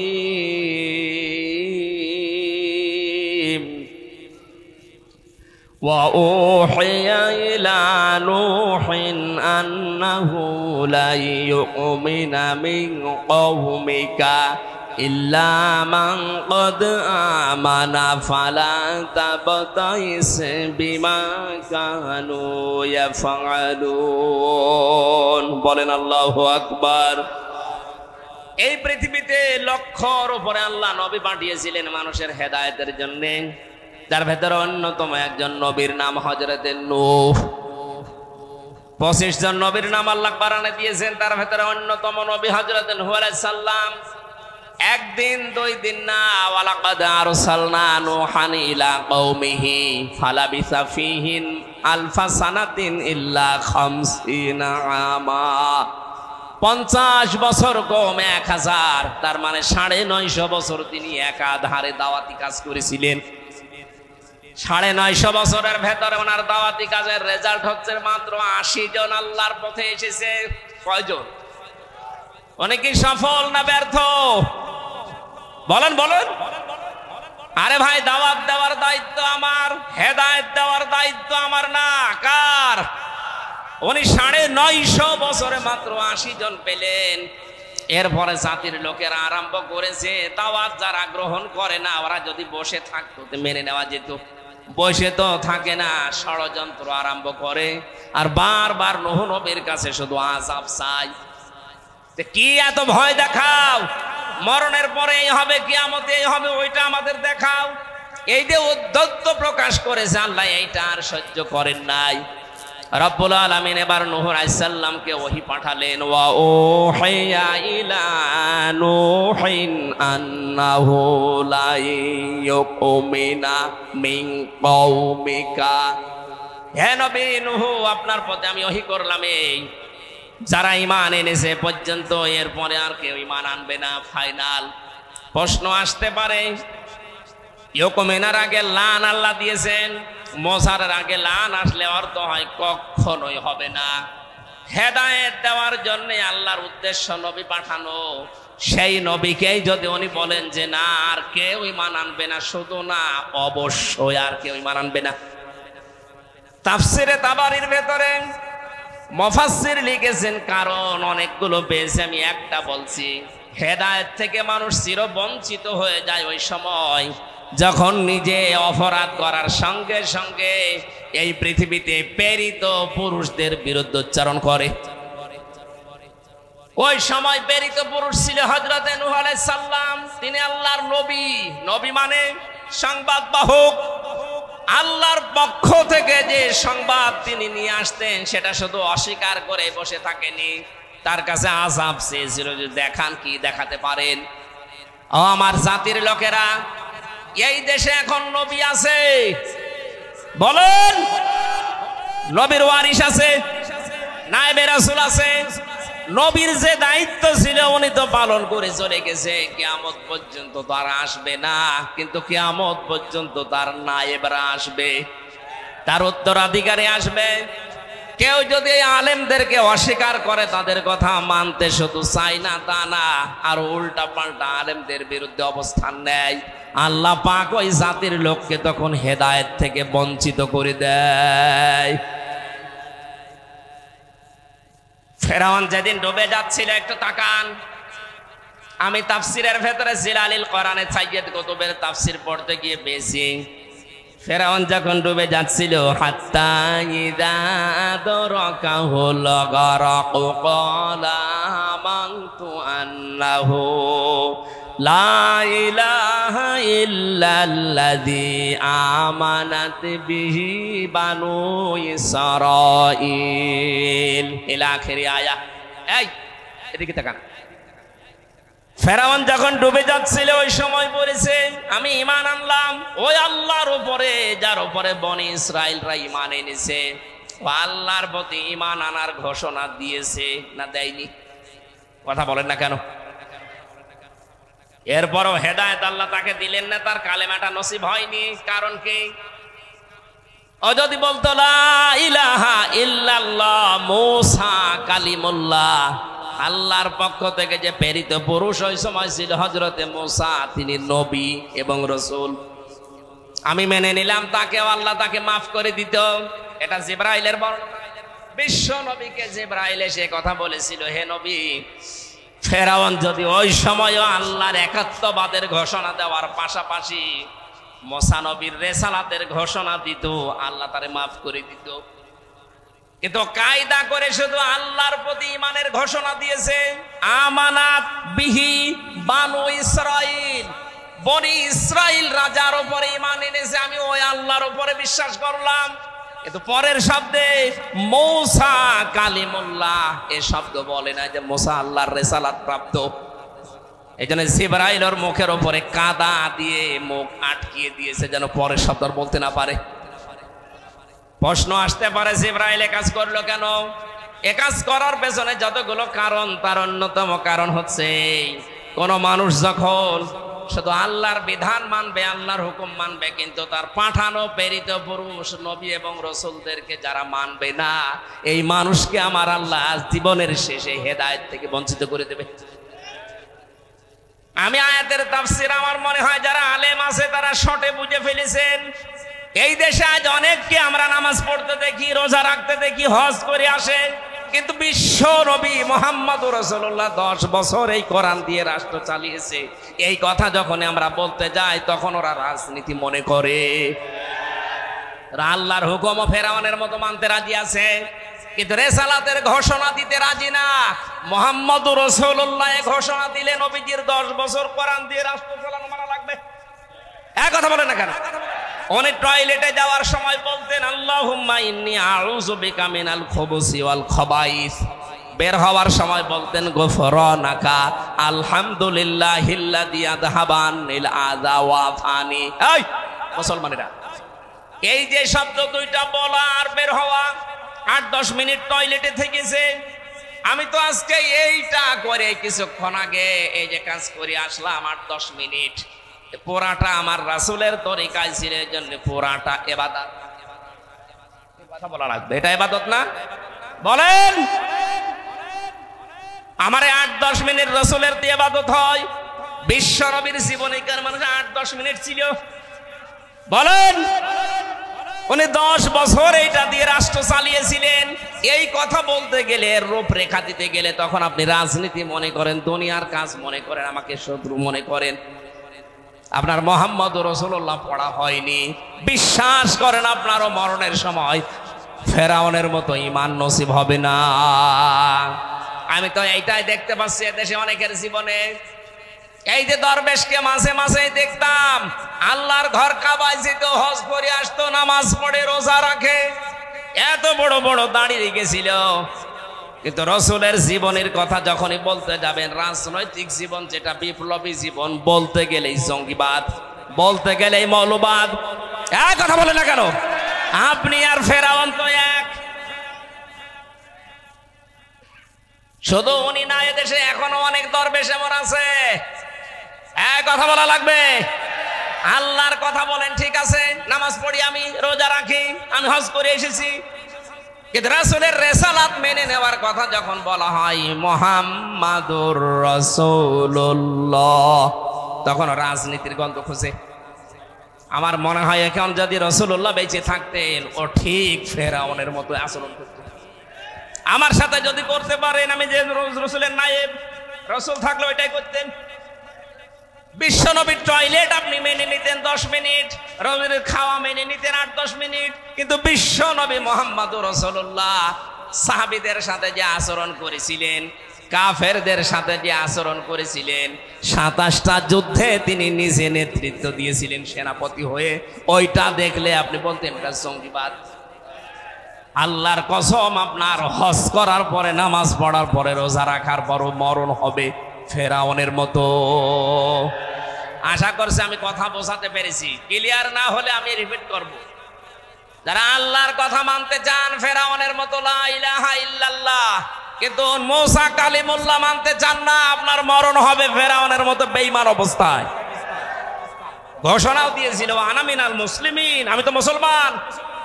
এর বড় ফেরেশতারা বারবার আমার পানির ভেতরে চুবাই কেন? আল্লাহ বলেন আল্লাহ এখন এর আগে তুই বড় সন্ত্রাসী, স্বৈরাচারী ছিলি, মানুষের উপরে জুলুম করতি। এই জন্য মানুষ হয়ে যারা মানুষের উপরে জুলুম করে, তাদেরকে আল্লাহ হেদায়েত থেকে বঞ্চিত করে দেয়। এরা নবীর কথা মানে নাই, শুধু মানে নাই তা নাই, ঠাট্টা বিদ্রুপ করতে আছে এবং বলছে কিয়ামত নিয়ে আস, আযাব নিয়ে আস। আল্লাহ তখন বলেন আর ঈমান আনবে না ওরা। আন্নাহু লা ইউমিনা মিন কওমিকা ইল্লা মান ক্বাদ আমানা, যারা ঈমান এনেছে আপনার ওই 80 জন, এর বাইরে আর কেউ ঈমান আনবে না, সুতরাং ওদের কপাল পুড়ে গেছে। আপনি এক কাজ করেন, ফালা তাবতাইস, আফসোস করবেন না ওদের জন্য, বিমা কানু ইয়াফআলুন, ওদের কাজের উপরে ছেড়ে দিন। আমি আল্লাহ এবার দেখছি কি করা যায়। হযরতে মুসা, হযরতে নূহ আলাইহিস সালামকে আল্লাহ এবার আদেশ দিলেন, ওয়াসনাইল ফুলকা বিআয়ুনিনা ওয়া ওয়াহিনা, আমার নির্দেশ মতো, আমি আল্লাহর তত্ত্বাবধানে, আমার চোখের সামনে, বিআয়ুনিনা, আমার চোখের সামনে, আমার নির্দেশ মতো, আমার ওহী মতো নৌকা তৈরি করো, বানাতে, কিস্তি বানাও, 1 তালা, 2 তালা, 3 তালা। হযরত নূহ আলাইহিস সালাম 3 তালা কিস্তি বানিয়েছিলেন এমন সময়, যে সময় পানির হাহাকার চলছিল ওই দেশে, মরুভূমি এলাকা, চারিদিকে এমনিতেই পানির হাহাকার চলছে। হযরত নূহ এই কঠিন অবস্থায় নৌকা বানালেন। ওয়াসনাউল ফুলকা ওয়া কুল্লামা মাররা আলাইহি মালাউম মিন কওমিহি সাখিরু মিনহু, ওই দেশের নেতা যারা আছে তারা নৌকার পাশ দিয়ে সকাল বিকাল যায় আর ঠাট্টা বিদ্রুপ করে। এই লোকটার মাথা এখনো পর্যন্ত ভালো ছিল, কিন্তু এ কি আরম্ভ করেছে, আমরা পানির যন্ত্রণায় বাঁচি না, পানির অভাবে বাঁচি না, আর এর ভেতরে নৌকা বানাতে আরম্ভ করেছে। আল্লাহ রাব্বুল আলামিন বলেন, মুসা, নূহ, এদের ঠাট্টা বিদ্রুপে পাত্তা দিও না, বানাতে থাকো, বানাতে থাকো, নৌকা তৈরি করতেই থাকো, করতেই থাকো। উনি তৈরি করা শেষ করলেন। খেয়াল করে দেখেন, হযরত নূহ আলাইহিস সালামকে আল্লাহ এবার ডাক দিলেন, নূহ জোড়ায় জোড়ায় তুলে নাও নৌকায়। এর পরবর্তী আয়াতে আল্লাহ দিয়েছেন এই শব্দগুলো, ফাসাউফা তা'লামুন, অতি শীঘ্রই আমি আল্লাহ তোমাদেরকে এমন কিছু জানাচ্ছি যে আযাব আসার কথা আছে, আযাব শুরু হয়ে যাবে। সোলার ভেতর থেকে পানি উঠতে আরম্ভ হয়ে গেছে, উপর থেকে পানি বৃষ্টি নাজিল হচ্ছে, সারা পৃথিবী পানি পানি থই থই। উনি আরম্ভ করলেন এই কিস্তিতে, এই নৌকাতে তোলার জন্যে। প্রথমে একতলায় তুলেছিলেন পশু পাখি যারা আছে, এরপরের তালায় তুললেন ওরা রাহাল পরিবার যারা আছে, কিন্তু সন্তান ইয়াউম বা কেনান, দুইটা নাম আছে তাফসিরে। ইয়াউম বা কেনান এই ছেলেটার তার নিজের স্ত্রী, এই দুইজনকে বাদ দিয়ে পরিবারস্থ লোকদেরকে তিনি তুলে নিলেন। 3 নম্বরে আল্লাহ পাক বলেন ওমান আমান, যারা ঈমান এনেছিল ওই 80 জনকেও আপনি তোলেন। কি পেলেন আপনি খালি শুনিয়েই যাচ্ছেন। ইতিহাস থেকে, এই তাফসীর থেকে শিক্ষার বিষয়ে আজ যারা এই 15.5 বছরে তাদের ওই নৌকাকে নূহ নবীর নৌকার সাথে তুলনা দিয়েছিলেন, এক কথা বলেছেন এখানে। আরে নূহ নবীর নৌকায় উঠতে হলে শর্ত হচ্ছে ঈমান থাকা লাগবে, কোন জালেম নৌকায় উঠতে পারবে না। আর আপনি কি করলেন? বাবার নৌকা বানানো, একেবারে 15.5 বছরে যা তুলেছেন সবগুলো জালেম, একটা কেউ বাদ গেছে জুলুম থেকে। আপনি তাকান, 15.5 বছরে আপনি যাদেরকে তুলেছিলেন নৌকায়, অধিকাংশ গুলো সব বেঈমান আর সবগুলো জালেম। অথচ নৌকায় উঠতে হলে ইমানদার হওয়া লাগবে, বেঈমান হওয়া যাবে না, জালিম হওয়া যাবে না। সব তুলে নিয়েছেন। কোন জায়গা জুলুমে বাদ গেছে? বাজার পর্যন্ত বাদ যায়নি। রিকশাওয়ালা, ফকির, ফকিরের ভিক্ষা করার টাকা থেকেও জালেমরা টাকা নিয়েছে। আমি নাম ধরে ধরে বলতে গেলে অনেক সময় লাগবে, ইঙ্গিত দিলাম। অথচ নৌকায় তারাই উঠতো, যাদের নৌকায় ওঠার কথা তাদেরকে আপনি নৌকায় তোলেননি। আল্লাহ পাক বলেন নূহ সব যখন তোলার পরে যখন নৌকা ছাড়বে, আমি বলেছি বলো ওয়াকালার কাবু ফিহা বিসমিল্লাহি মাজরিহা ওয়া মুরসাহা ইন্না রাব্বি লাগাফুরুর রহিম। এখানে আরোহণ করার পরে কয়েকটা কথা বলতে বলেছিলেন। হযরত নূহ বলেছিলেন রব্বুল আলামিন, আমার এই কিস্তি, এই নৌকা চলতে থাকবে, এর গতি আপনার নামে, এর স্থিতি থেমে যাবে তাও আপনার নামে। এখানে নৌকা দ্বারা আমি একটা বিষয় সামনে নিয়ে আসতে চাই। নৌকা আল্লাহর বিধান মতো তিনি বানিয়েছিলেন, এটা আল্লাহর একটা নিদর্শন। এটা আল্লাহর কি? আরো জোরে বলেন। এই পৃথিবীতে এখন যত নিদর্শন আছে, সব চাইতে বড় নিদর্শন হচ্ছে আল্লাহর পাঠানো ইসলাম। আরো জোরে। তাহলে এইটাও কেউ যদি আপনি নৌকা ধরেন, আল্লাহর ইসলাম, এই জীবন বিধান, এই দিন, এটা এই দেশে চলতে থাকবে আল্লাহর নামে এবং থামবেও আল্লাহর নামে। সুতরাং এর বৈঠা যিনি ধরে আছেন, ওই নৌকার বৈঠা ধরেছিল হযরত নূহ আলাইহিস সালাম। আমাদের এই দেশে যারা আল্লাহর এই বিধানের বইটা ধরে আছে, অবশ্যই আপনাকে কর্মী হিসাবে নৌকায় ওঠার পরে আপনার দায়িত্ব শেষ। চিন্তা ভাবনা বাদ দিয়ে নৌকায় উঠে বসে থাকেন, বাকি নৌকা জান্নাতে পৌঁছিয়ে যাবে। হযরত নূহ আলাইহিস সালামকে আল্লাহ আদেশ দিলেন, সাবধান, তোমার সন্তান কিন্তু এই যে ডুবতেছে, তোমার স্ত্রী ডুবতেছে। ওয়ালা তুখাতিবনি ফিল্লাযীনা যালামু ইন্নাহুম মুগরাকুন। ও নবী নূহ, নিজের আপন সন্তান, আপন স্ত্রীর এই কঠিন অবস্থা, ডুবন্ত অবস্থা দেখে আমি আল্লাহর কাছে জালেমদের পক্ষ হয়ে কিছু বলবা না। সুতরাং আমরা আল্লাহর আয়াত থেকে শিক্ষা নিতে চাই। এই 15.5 বছর যারা জুলুম করে জালেম হয়ে এখনো পর্যন্ত আছেন, তাদের পক্ষে আমরা যেন কেউ কথা না বলি। সে ছেলে হতে পারে, বংশের লোক হতে পারে, নিজের আপনজন হতে পারে, কিন্তু না, জালেমের পক্ষে কথা বলা নিষেধ। কার? আরো জোরে বলেন। আল্লাহর এই আদেশকে আপনি ওভারটেক করবেন। এই আদেশ ওভারটেক করে নামাজ হবে, রোজা হবে, আশা করছি আপনি থামবেন। আর নৌকার মা অর্থ আমি করেছি আল্লাহর বিধান, এদেশে আল্লাহর দিন কায়েমের জন্য যারা চেষ্টা চালাচ্ছে তারা নৌকার মাঝি, বৈঠা নিয়ে তারা বসে আছে, চেষ্টা চালাচ্ছে। আমরা যেহেতু নৌকায় উঠে বসে আছি, আমাদের উচিত হবে এখন নৌকা চলতে থাকবে আল্লাহর নামে। এর গতি, এর স্থিতি, কোথায় কোথায় থামবে, এটার বিধান, এর খবরদারি করবে যারা দায়িত্বে আছে তারা। কথা বোঝাতে পেরেছি? কোনো চিন্তা নেই, নৌকা চলতেছে, নৌকা চলতে থাকবে, আল্লাহর বিধান। এটা যারা দায়িত্বে আছে তারা ঠিক করবে। যখন যে কর্মসূচি ইসলাম কায়েমের জন্য দেশে আসবে, দল মত দেখা যাবে না। আমি নৌকায় যখন উঠেই পড়েছি, আমার কাজ হবে এই কর্মসূচিগুলো পালন করা।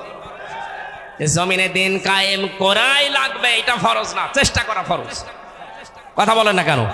আমি চেষ্টা করতে থাকবো। 2024 সালের 5 আগস্টের পরে আমার মনে হচ্ছে আল্লাহ এই দেশে ইসলাম কায়েমের জন্য একটা ক্ষেত্র তৈরি করে দিয়েছে। এর আগে তো এ কথাই বলা যেত না। আল্লাহ যেহেতু পরিবেশ দিয়েছে, আমার মনের বড় আকাঙ্ক্ষা, বড় তামান্না, ইচ্ছা, আশা যে কোরআনে কারিম দিয়ে বাংলাদেশ চললে কেমন দেখা যায়, এটা আমি দেখে মরতে চাই। কারণ এই 53 বছর তো, আমার তো 33 বছর, যারা মুরব্বী আছে এই 53 বছর তো বাবা চালিয়েছে, ওনারা দেখেছে, স্বামী চালিয়েছে, দেখেছে। কথা বলে না কেন? আপনাদের চাচা চালিয়েছে রংপুরের, আপনারা দেখেছেন। ভাবি চালিয়েছে, বউ চালিয়েছে। কিন্তু এখন শুধু বাকি আছে এই কোরআন দিয়ে চললে কেমন দেখা যায়, এটা দেখার দরকার নেই। মেনে জান্নাত হয়ে যাবে বাংলাদেশ ইনশাআল্লাহ।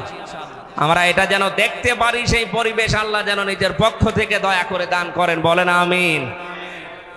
জেলে থাকা অবস্থায় পারিবারিক কিছু কাজ কারবার নিয়ে, বিশেষ করে পরিবারের যে অবস্থা, অধিকাংশ মানুষ জেলে যায় দেখলাম এই ডিভোর্সের কারণে।